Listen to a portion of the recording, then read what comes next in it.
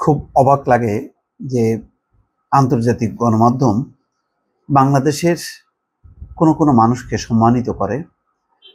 আন্তর্জাতিক সংস্থা বাংলাদেশের কোনো কোনো নারী এবং পুরুষকে সম্মানিত করে তাদের কাজের জন্য, তাদের যোগ্যতা, তাদের গুণ বিচারে। কিন্তু আমরা তাদেরকে চিনি না, তাদের নামও তেমন শুনি না, তারা আলোচিত না। তেমন একজন ব্যক্তি রিক্তা আক্তার বানু।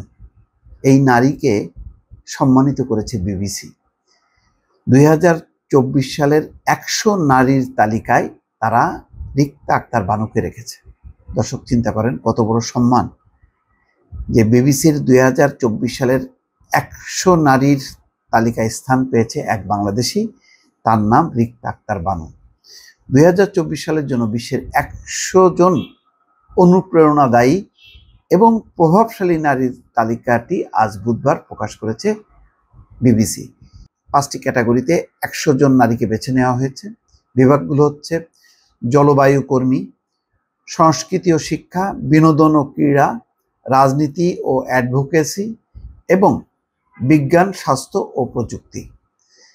বিজ্ঞান, স্বাস্থ্য ও প্রযুক্তি বিভাগে স্থান পেয়েছেন বাংলাদেশের রিক্তা আক্তার বানু। আমি দর্শক সত্যি নিজেও কখনো নাম শুনি, বাংলাদেশের কোনো গণমাধ্যম তাকে হাইলাইট করেছে বা তার অবদানটা তুলে ধরেছে এমনটাও পাওয়া যায়নি, কিন্তু বিবিসি কিন্তু ঠিকই তার সন্ধান পেয়েছে।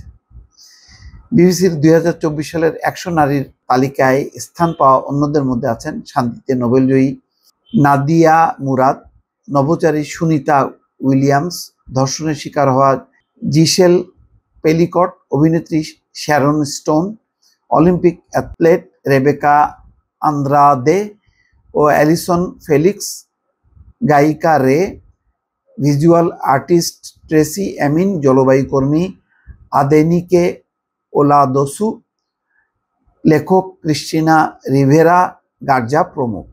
বাংলাদেশের রিক্তা আক্তার বানুর পরিচয় বলা হয়েছে নার্স ও স্কুলের প্রতিষ্ঠাতা। রিক্তা আক্তার বানু সম্পর্কে বিবিসি বলেছে তিনি বাংলাদেশের উত্তরাঞ্চলে একটি প্রত্যন্ত এলাকায় বসবাস করেন।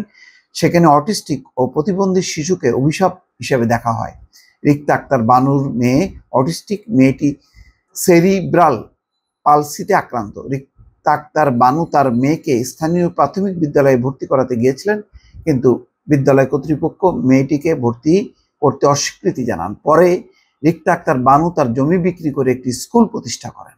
চিন্তা করেন, রিক্তা আক্তার বানুর লার্নিং ডিসএবিলিটি স্কুলে এখন 300 শিক্ষার্থী আছে। স্কুলটি প্রতিবন্ধকতার বিষয়ে সমাজের দৃষ্টিভঙ্গি বদলে ইতিবাচক ভূমিকা রাখছে।